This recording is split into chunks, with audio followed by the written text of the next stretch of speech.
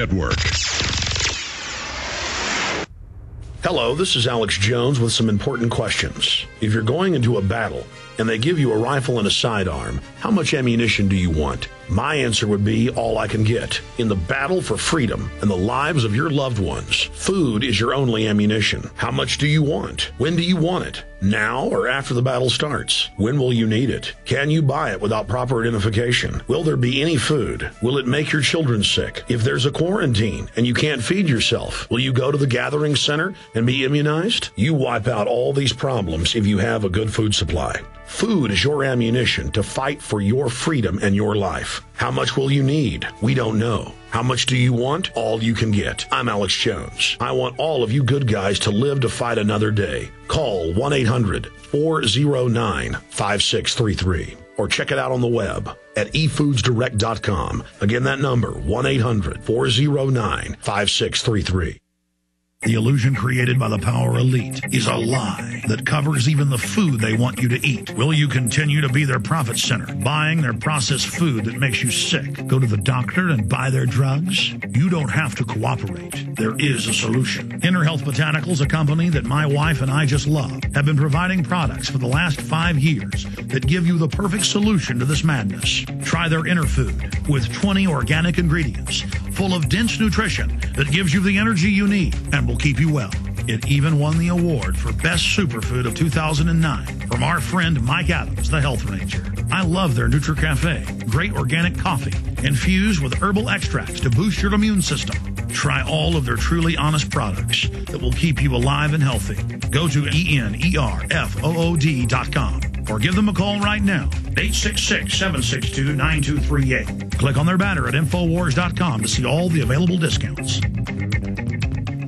This is Alex Jones, and I want to tell you about the EcoLa Blue atmospheric water generator that produces pure drinking water right from the humidity in the air. No, this isn't science fiction. It's very real. I know because I use one every day in my own home, and it's available right now to you. Because you know exactly where your water comes from with EcoLa Blue, you'll know what's in your cup. Clean, great-tasting water without all the pollutants. Get your family off the grid today by ordering your own EcoLa Blue atmospheric water generator for your home or business. Their best seller, the EcoLa Blue 28, produces up to 7 gallons of water every day. The EcoLa Blue 28 is easy to use and economical. Generate your own pure water from the humidity in the air. This system is free of chemicals and uses a multi-stage filtration system, including reverse osmosis, carbon filters, and ultraviolet lights. Order now and claim your water independence today by calling EcoLa Blue at 1-800-691-6043. That's 1-800-691-6043. Or visit EcoLa Blue on the web at www.ecoloblu.com today.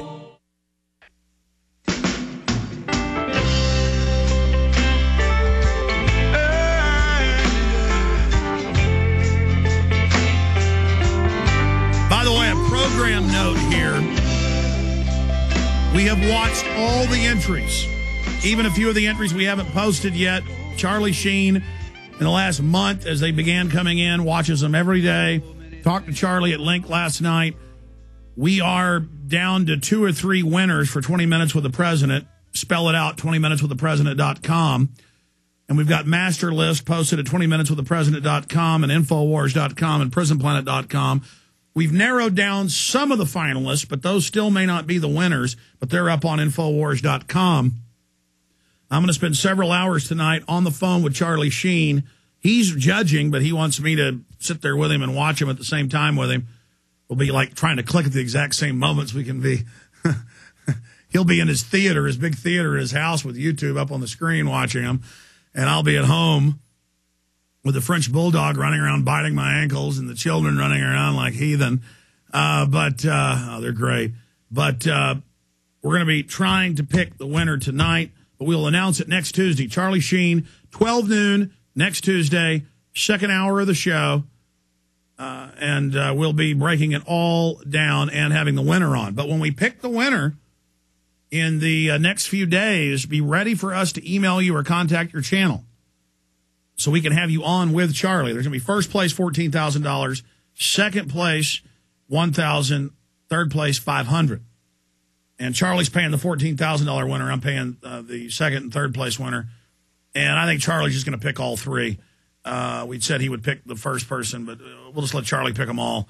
But we've narrowed down first place to two different people, and we're just having a lot of trouble choosing them. I independently thought the one he wants to be a winner. I've already thought that was best. But I'm enough of that. Let's get to the really serious issues.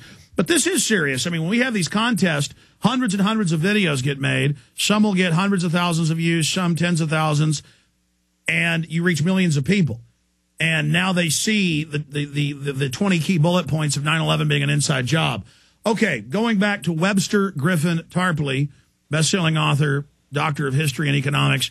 Webster, finishing up today with the geopolitical developments. If they're not able to carry this new war in the Middle East through, what will they then turn to from your strategic over-the-horizon eagle-eye view? A. B, let's shift gears in closing into cap and trade and your deep research of that. Well, I think the thing to look at is this wave of Islamophobia that we have. We talked about this last time. We have Major Hassan, the Fort Hood patsy, and more stuff every day about what a patsy he is. Just more details. The concept is he's a patsy. But remember, back in August, we had this guy Zazi. Between Queens and Denver, he wanted to blow up New York. He was this radical mosque in Flushing, Queens. Now we've got the Khalid Sheikh Mohammed trial, right? This psychotic patsy and faker and his confrere are going to go on trial in New York.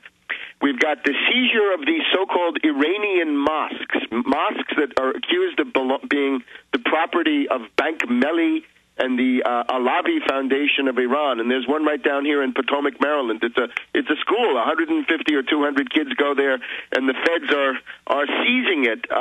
You've also got the new governor of Virginia, McDonnell. He's a reactionary Republican, and he's owned by this guy Pat Robertson, the religious leader, if that's what we can call him. And Pat Robertson has been making very incendiary statements that Islam is not a religion. It's a terrible social doctrine, and he takes it quite far. You put all this together, we've got an orchestrated wave of Islamophobia. Now, I don't think this is going in the direction that a neocon would like best. I think it's going to be more of a Brzezinski-type direction. I think Pakistan is likely to be the target, along with Afghanistan. You could say a lot of this orchestration is to push Obama to finally stop dithering and make the commitment to a massive escalation in Afghanistan. But nothing beyond that. No new wars. Those are the Iraq and Afghanistan are all the U.S. Can handle. Now, after that, ultimately there will be either a deflationary crash or a hyperinflationary event, and it seems to me that the hyperinflationary one is by far the most likely, given what most governments around the world are doing. So that is more or less what Obama said yesterday, right? He said that we could have a double-dip depression or double-dip recession in his terms. So they're basically warning you now that we're no longer in the springtime of green shoots, but now we're... And by the way, over 2 years ago, you said that on air. You said we're going to have a big recession, going into depression, they're going to have a huge stimulus, say that everything's fine, and then as soon as they've spent that money, they're going to come back again. You were absolutely right, Webster. Well, at this point, you have to look at what could the Federal Reserve do for them. The Federal Reserve can't go much below zero, although in theory they could. They could actually pay banks. They could have negative interest rates where they pay banks to take the money and speculate with it. The other thing is, in terms of getting another bailout, and I'm talking TARP, I'm talking the bailout to the Wall Street banks, I don't see how this could be done politically at this time, given the terrible experiences that we've had. So you see there's a lot of pressure on the Federal Reserve. There are two congressmen today demanding that Geithner should quit, two Republicans. A couple of days ago, Congressman DeFazio of Oregon demanded that Geithner should also quit.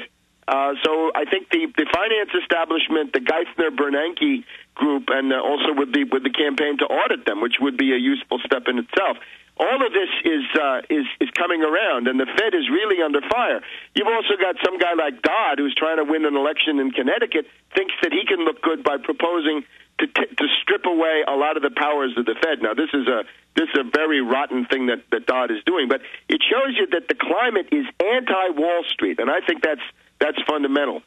We've also got a lot of momentum around the Tobin tax, right? The 1% tax on Wall Street. And that's not the Tobin tax that the French government wants. That's the Tobin tax where the money goes to the U.S. Treasury and the U.S. states, so you can keep your